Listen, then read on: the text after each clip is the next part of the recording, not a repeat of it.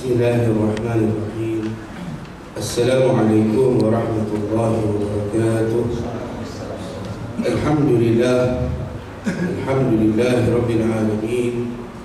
Wal 'aqibatu lil muttaqin wa la 'udwana illa 'alal zalimin.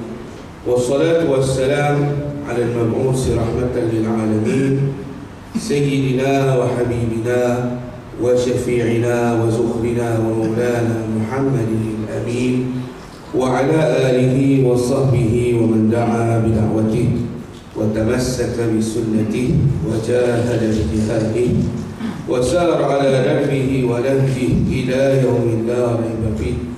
Allahumma ij'alna min alladhina yastami'una al-qawl fayattabi'una ahsanah.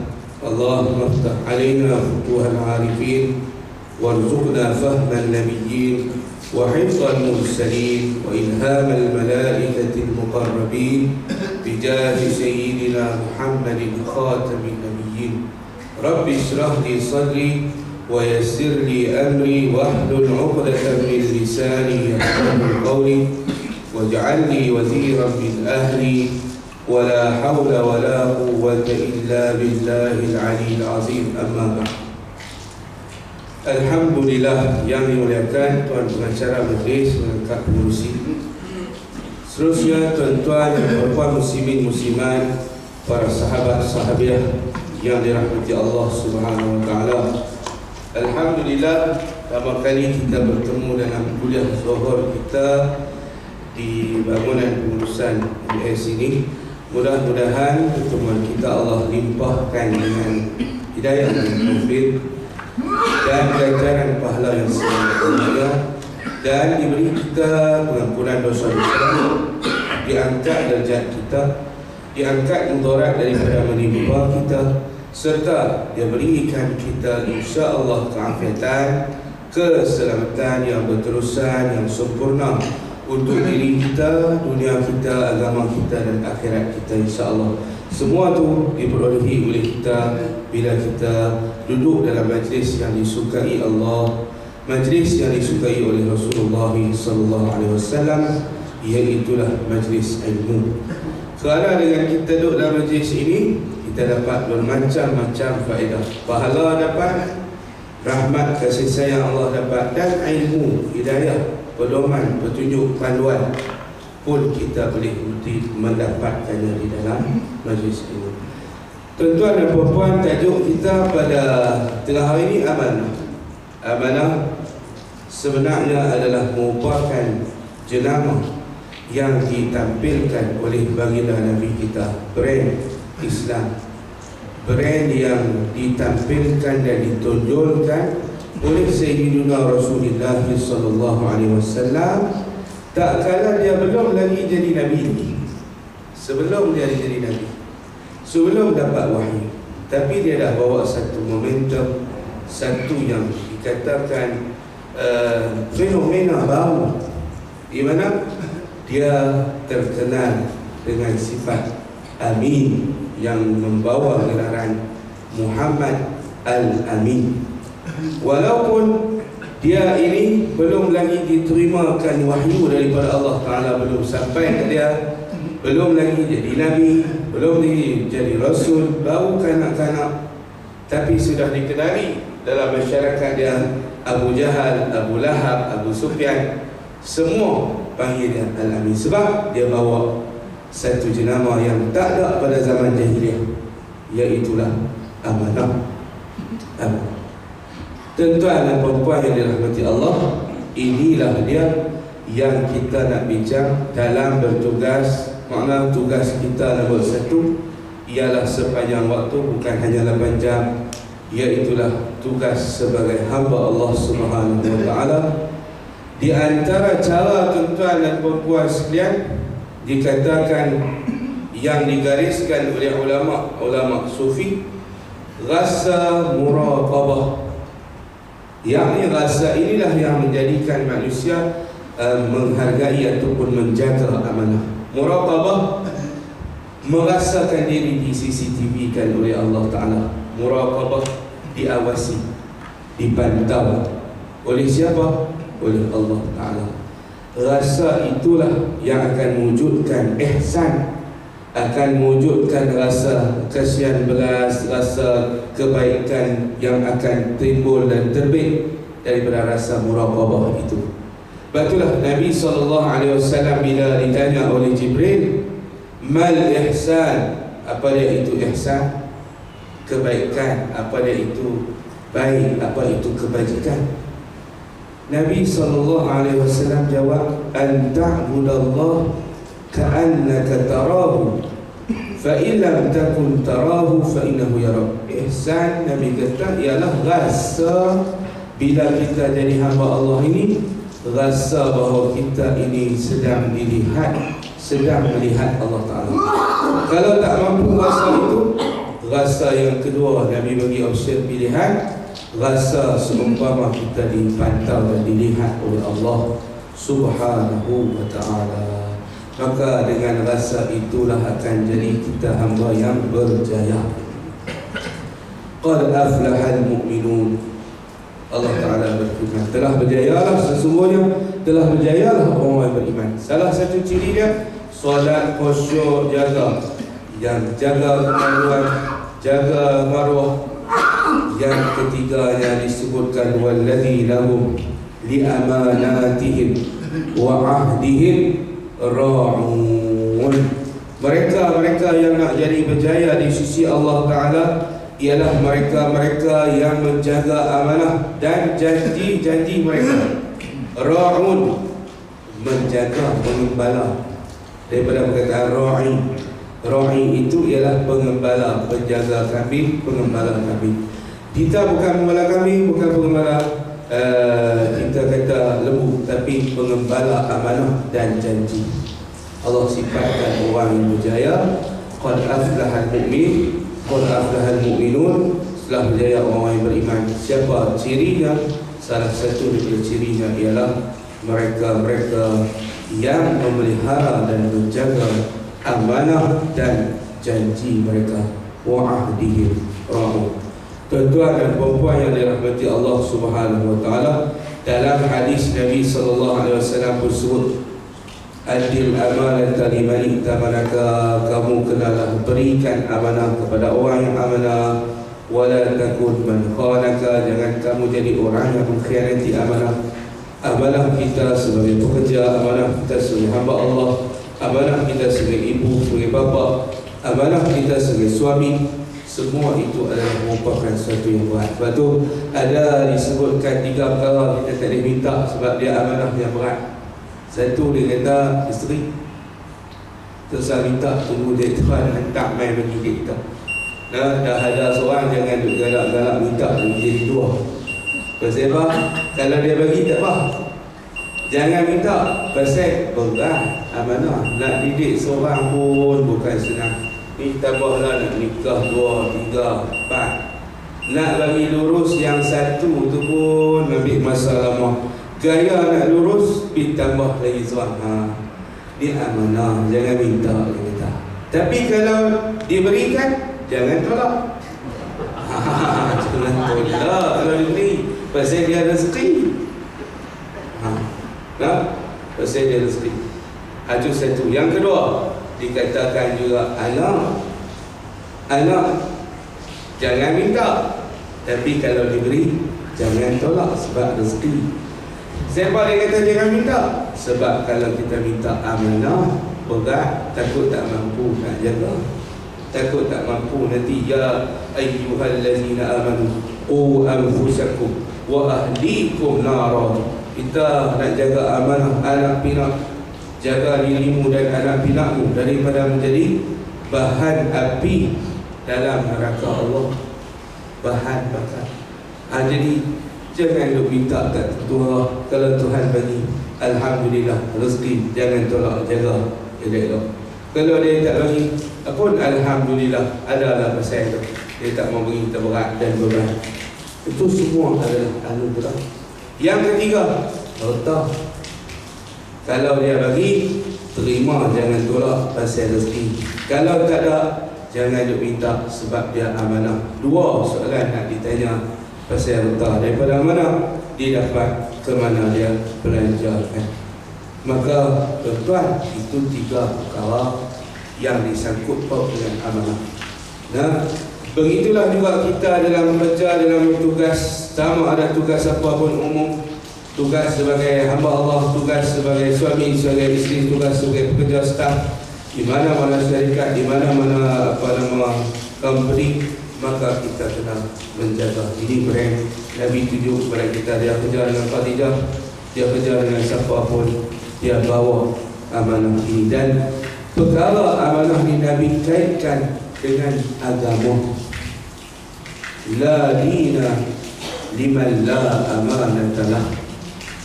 Tidak ada agama bagi mereka yang tidak ada amanah. Amanah makna kata benar, jujur.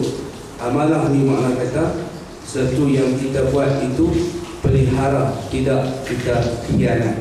Lawan kepada amanah ialah khianat. Memelihara, menjaga tata cara dan segala apa yang diamanahkan itu, itulah yang dipanggil sebagai amanah.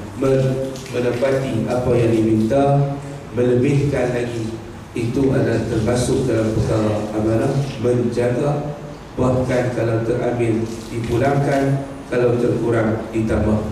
Itu adalah merupakan ciri-ciri amanah. Dalam hadis-hadis Nabi SAW semuanya yang sahih menunjukkan kepada kita dibangunkan agama ini di atas rasa amanah itu. Dan perkara yang Allah Subhanahu Wa Taala yang kata nak tanya kita itu, itulah yang kita perlu jaga. Di antaranya dalam 4 soalan yang akan disoal oleh Allah Ta'ala ketika mana kita bangkit daripada kubur masing-masing, tak ada nak gerak tapak kaki lagi, jawab dulu soalan. Dan soalan yang pertama, umur. Amanah umur. Dalam Islam kita, waktu itu, umur itu bukannya diumpamakan seperti emas, tapi dalam Islam umur ialah kehidupan. Umur ialah amanah. Waktu wal asri itu adalah merupakan amanah. Bukannya hanya sebagai emas yang diumpamakan selalu dalam peribahasa kita, tetapi dia adalah merupakan amanah kepada kita. Maka amanah ini akan ditanya oleh Allah. Allah beri kita nikmat, Allah beri kita kehidupan, Allah beri kita dalam hidup itu ada macam-macam tugas kita lakukan. Maka setiap saat, setiap masa kita, jam, minit, hari, minggu, bulan, tahun, Allah tanya senaraikan apa yang kamu lakukan, apa yang telah kamu buat. Ibadat kita dalam kehidupan ada 2, umum dan khusus. Yang umum seperti kita menjaga hak-hak sesama manusia, tolong-menolong, bantu-membantu, sempurnakan, tunaikan hajat dia. Kita menjalinkan komunikasi dan perhubungan pergaulan yang baik, ziarah sakit, semua. Begitulah juga ibadat umum, bekerja menurut apa yang telah diminta dan ditetapkan. Itu adalah ibadat umum. Kerja kita kalau jaga semua tu 8 jam kita duduk menjaga hak-hak itu, tidak boleh memperoleh pahala daripada Allah Ta'ala. Tak sia-sia. Allah tanya dalam bekerja, dalam solat tinggal tak? Kami solat, ada solat masjid. Kami dalam bekerja, kami sempat juga untuk menghadirkan diri dalam majlis ilmu. Dalam kehidupan kita tu, soalan tu boleh jawab. Setiap hari ada kuliah, setiap minggu, setiap bulan saya dalam bekerja sempat juga hadir dalam pukul 1, pukul 2 waktu kita rehat, waktu solat, sempat untuk mendengar kalam Allah, sempat untuk mendengar kalam Rasulullah, dan kita berkoneksi, berhubungan, berinteraksi dengan Allah dan Rasul. Walaupun kita dalam bertugasan ibadat umum. Yang kedua, Nabi SAW beritahu kat kita akan ditanya kepada kita waktu muda. Hak ni rupanya dia spesifik dalam umum soalan hidup. Nampak berat yang waktu muda. Sebab dia waktu yang premium, waktu yang kita kata perdana, waktu yang emas. Maka Allah akan tanya dalam umur dua soalan. Satu umum, satu khusus, iaitu soalan yang khusus tentang waktu mudamu, ke mana kamu habiskan dan binasakan. Subhanallah, hari kita kena tengok zaman muda kita, banyak mana yang kita habis dalam mengingati Allah Ta'ala, banyak mana yang kita habis dalam lara, kita habis dalam lahwi, main-main dan seronok suka. Itu Allah tanya. Dan bila nak tanya, kita dah sudah melepasi usia itu, nak buat macam mana? Kita buatlah kebaikan. Mudah-mudahan Allah Ta'ala boleh padamkan segala kejahatan di waktu muda itu.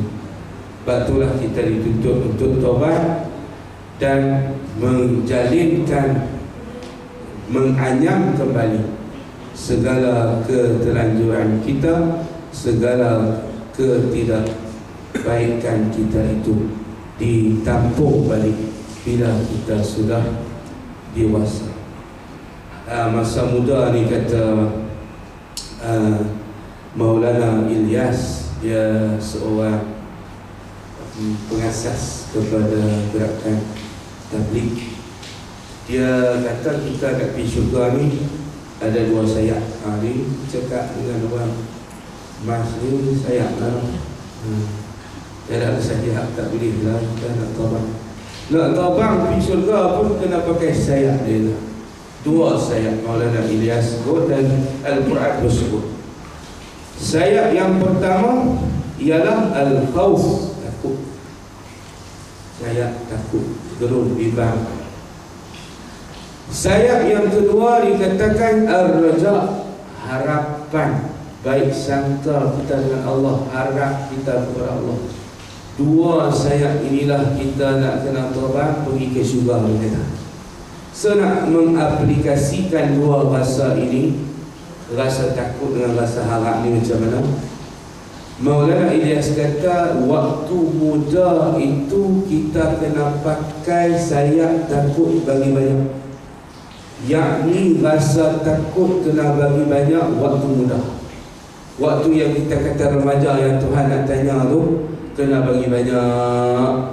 Rasa takut tu kena dibina waktu muda. Sebab apa dia kata?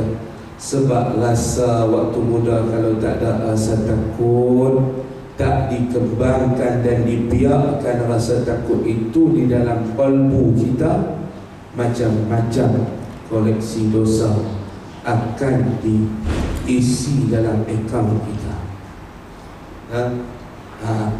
Manakala kalau diisi dan dibiak, dikembangkan rasa gerun itu, macam-macam ketaatan yang luar biasa akan kita boleh laksanakan.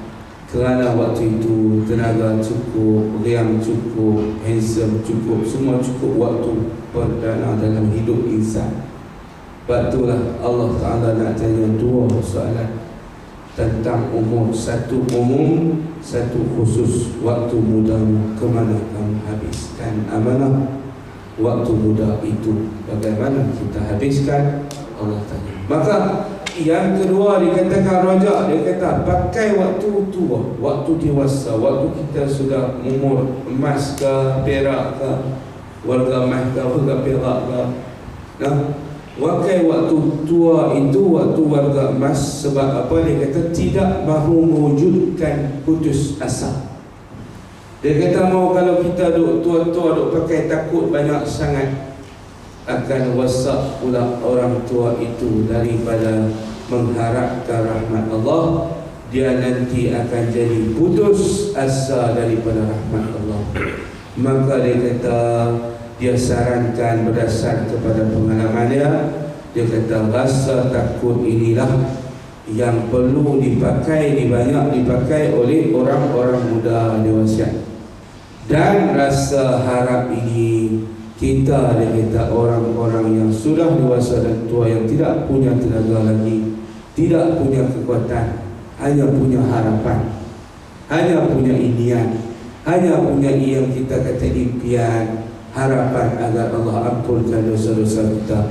Barulah masa ni dia kata kena banyak baca hadis-hadis, ayat-ayat Quran berkaitan dengan luasnya rahmat Allah Ta'ala.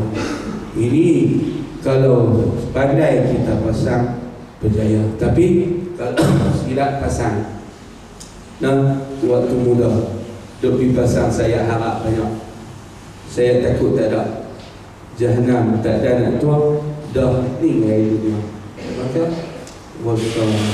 wasak Jahannam. Kalau waktu yang kita kata tua duk pergi pasang, takut banyak sangat dalam kalbu, rasa takut terlampau membiak dan mengembang, sehingga akan rasa takut nak mati, rasa takut nak bertemu Allah Ta'ala itu, sampai tak nampak rahmat Allah pun merosakkan insan juga. So dia kata pandai-pandailah pasang rasa ini dalam kehidupan kita. Yang mana perlu didahulukan, mana yang perlu dibelakangkan. Itu salah satu daripada yang boleh kita ambil faedah daripada apa yang dinasihatkan oleh Maulana Ilyas, pengasas kepada jemaah tabligh yang beroperasi sampai hari lah. Tuan-tuan dan puan yang dirahmati Allah tu yang boleh kita ambil. Yang ketiga, ditanya kepada kita tentang ilmu kita, mana kita habiskan, ke mana kita amalkan. An ilmihi fima amila bihi, tentang ilmu kita Allah Ta'ala tanya sepanjang hidup kamu dapat banyak mana ilmu, banyak mana hadis, banyak mana Quran, banyak mana tentang agama yang kamu dengar, yang kamu amal, banyak mana yang katakan nilai-nilai murni yang baik yang kamu dengar, yang kamu dapat informasinya, maklumat yang telah kamu perolehi, dan banyak manakah yang kamu amalkan, laksanakan, buat dalam hidup kamu. Allah Ta'ala tanya tentang ilmu, amanah ilmu.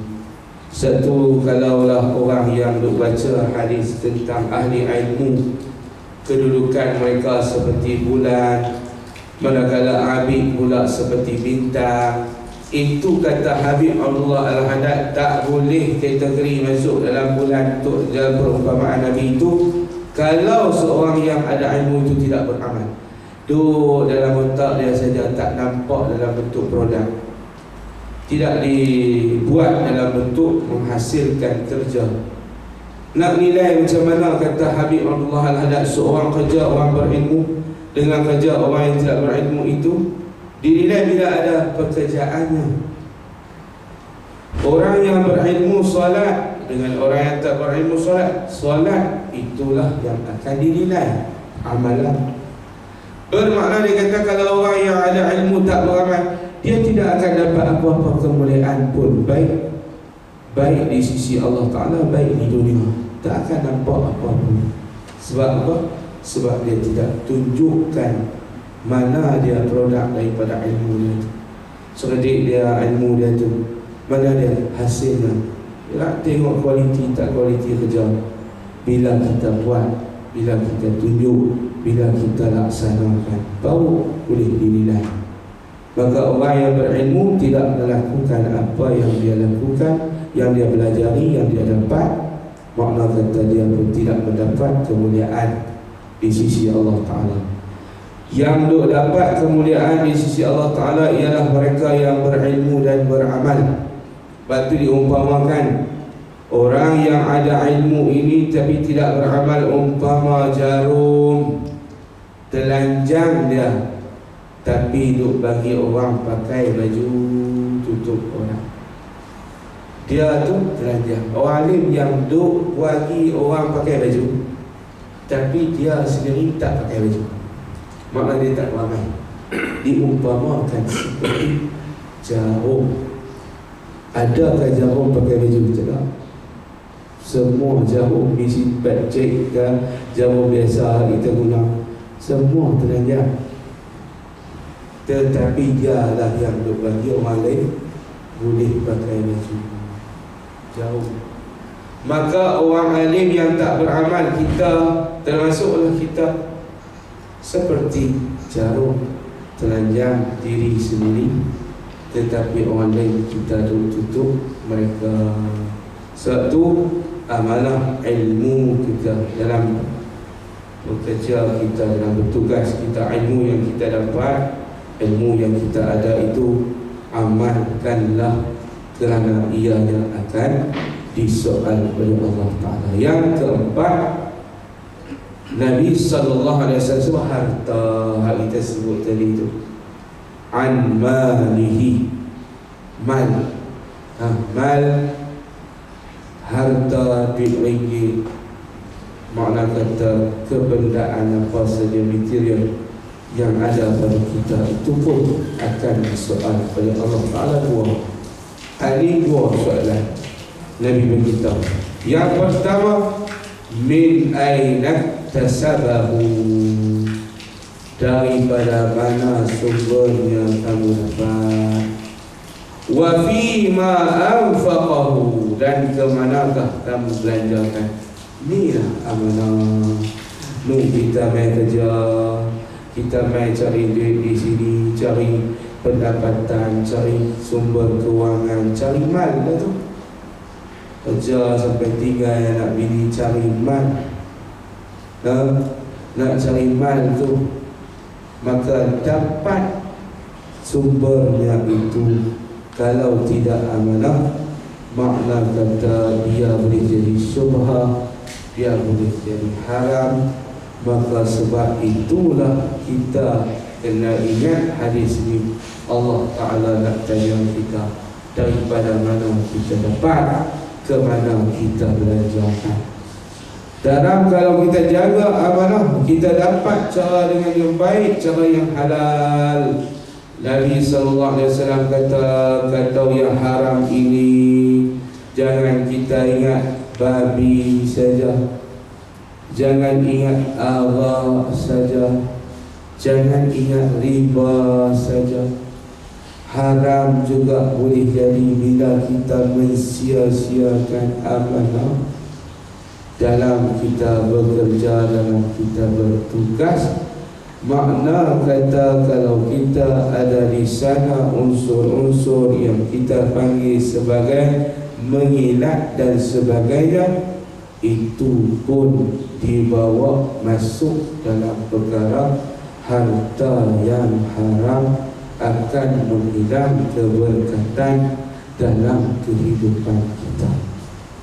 Dan sebab itu kadang-kadang orang faham babi saja yang haram, yang lain dia takut. Kalau rasuah tak heran sikit pun, tak berasa bersalah pasal buat amalan, lama-lama jadi biasa.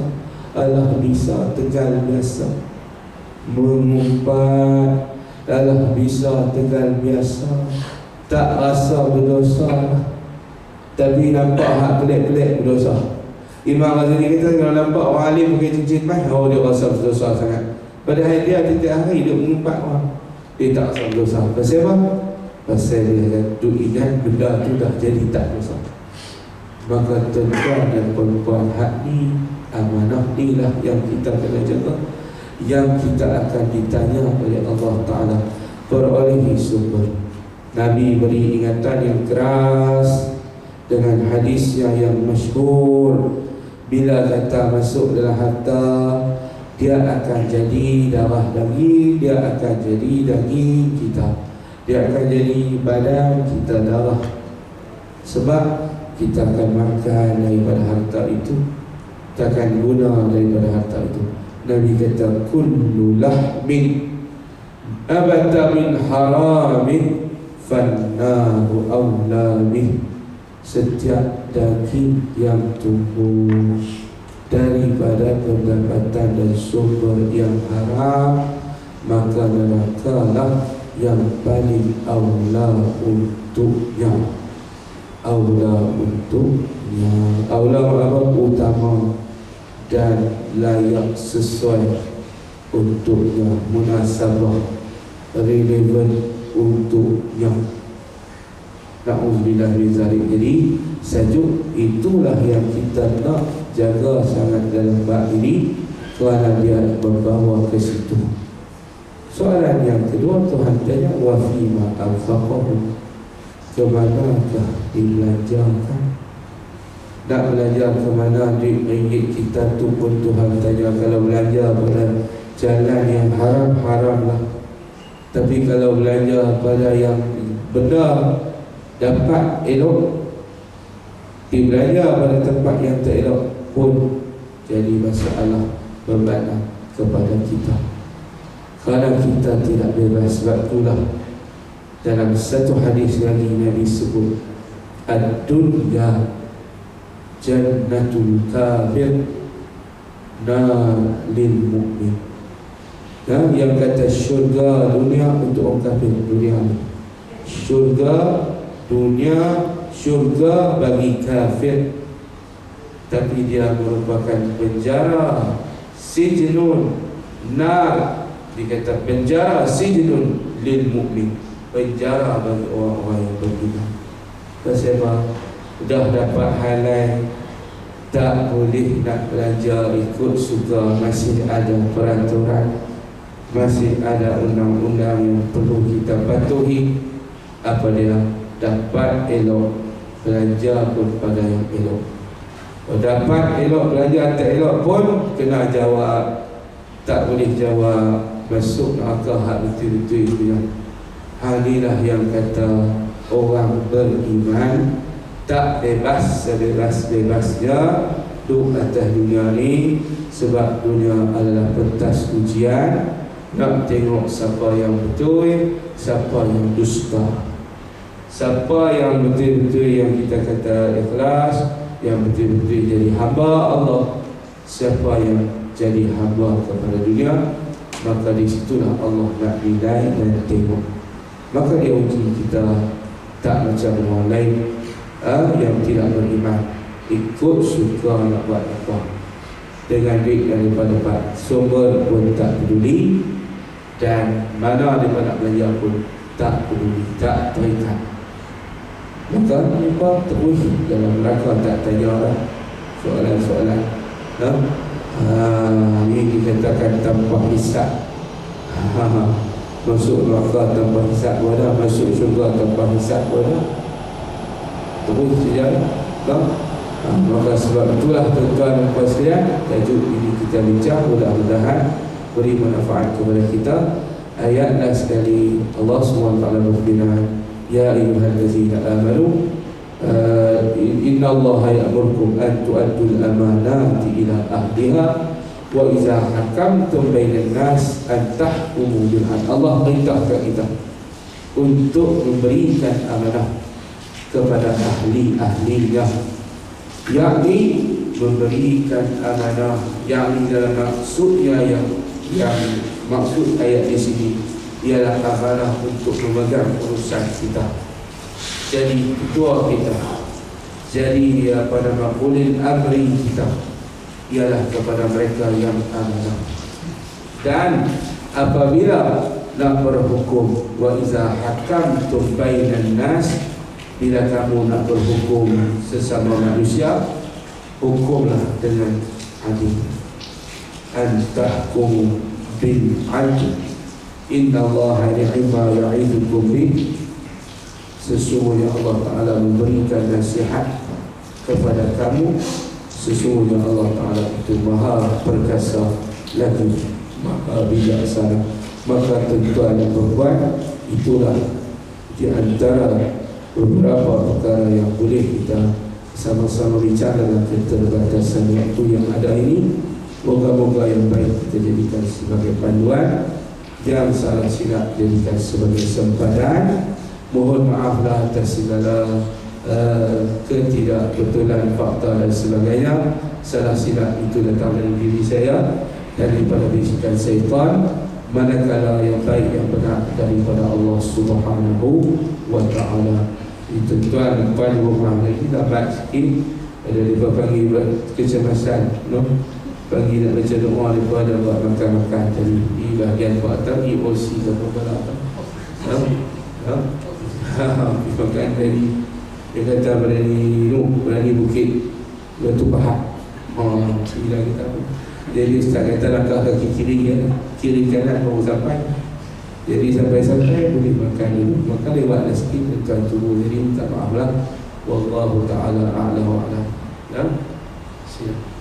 Ya, ada sikit apa nama rumah tentang ada produk Ustaz bawa tu tentang minyak kasturi yang cukup murah lah. Kalau kita tengok kasturi kijang ni satunya RM5 pun RM25. Jadi hari Ustaz dapat secara langsung daripada pembuat dia terus Ustaz jual dengan cara yang cukup murah. Siapa nak dapatkan untuk amalan kita 4 dia punya khasiat. Yang pertama, dia boleh memberikan kita ketenangan jiwa, yakni kecerdasan minda, iaitu memori kita dapat ditingkatkan bila kita amalkan dia. Ini siapa kata? Ibnu Qayyim sebut dalam kitab Tibbun Nabawi. Yang ketiganya, dia memberikan penawar kepada selatan binatang berbisa. Dan yang keempat, dia adalah pendidik dan pelindung daripada gangguan jin dan syaitan, gangguan-gangguan makhluk halus. Kerana kasturi ini dia disukai Rasul, maka syaitan tidak suka dan lari jauh daripadanya. Dan yang keduanya, minyak zaitun untuk amalan kita minum satu hari 2 sudu besar ada dalam badan kita, insya-Allah. Nabi rekomen dalam satu hadis yang riwayat Imam Tirmizi, minumlah minyak zaitun dan sapulah di badan kamu. Rasionalnya apa siapa ya Rasul? Dia adalah dari pohon yang berkat. Itu rasional yang Nabi bagi. Nabi tak lek masa tu, tapi Nabi kata dia adalah daripada pohon yang berkat. Fa innaha min syajaratin mubarakah. Dia adalah daripada pohon yang berkat. Amal kata Ibnu Qayyim sebut dalam Tibbun Nabawi, khasiat dia ialah siapa amal 2 sudu besar, bukan 2 sudu kecil lah, 2 sudu makan setiap hari, dia terselamat daripada sebarang penyakit. Ini amalan kita, menyambut apa yang Nabi sebut, dan kita buat apa yang Allah sebutkan dalam Al-Quran. Mudah-mudahan makanan sunnah dan wangian sunnah ini menambah nilai ibadat kita. Bila kita pakai, insya-Allah tambah khusyuk kita dengan aroma terapi yang keluar daripada kasturi itulah. Dan hukum bersangkut dengan kasturi dia daripada darah kijang, tapi dia halal. Ulama semua kata walaupun dia sebenarnya adalah darah, tetapi dia tidak najis. Dia tidak najis dan dia boleh dipakai dalam solat, tidak ada masalah. Jadi satu soalan teka-teki, apakah benda yang darah tetapi tidak najis? Maka itulah dia rupanya kasturi. Dan dia daripada darah, sebenarnya darah hukum, tetapi dia tidak dikira sebagai apa nama najis. Boleh juga.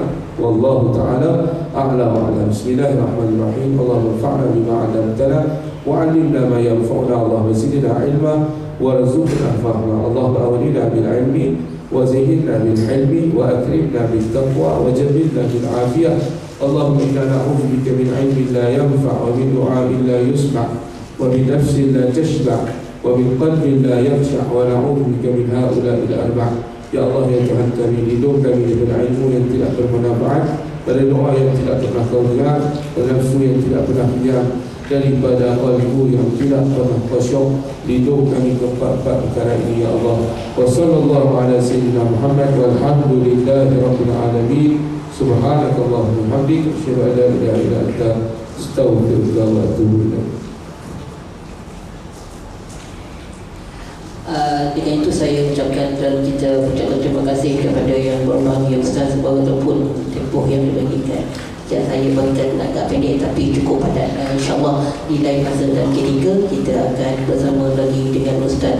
Jadi untuk kesimpulan daripada amanah dalam tugas tadi, sesungguhnya apabila kita bekerja makan gaji ini, kadang-kadang kita ada tercuri masa office. Jadi untuk membersihkan daripada duit-duit yang kita dapat di hujung bulan itu, diisyaratkan ataupun Islam sendiri mengisyaratkan untuk menserapkan daripada duit itu untuk membersihkannya. Jadi surau ini ada 2 tabung, serta yang tabung pertamanya untuk penggunaan surau sendiri untuk diinfakkan pada majlis ilmu, dan tabung yang warna hijau atau putih itu untuk membaik ataupun mengemas diri ataupun membaik oleh surau ataupun madrasah Darul Syifa di Bangi.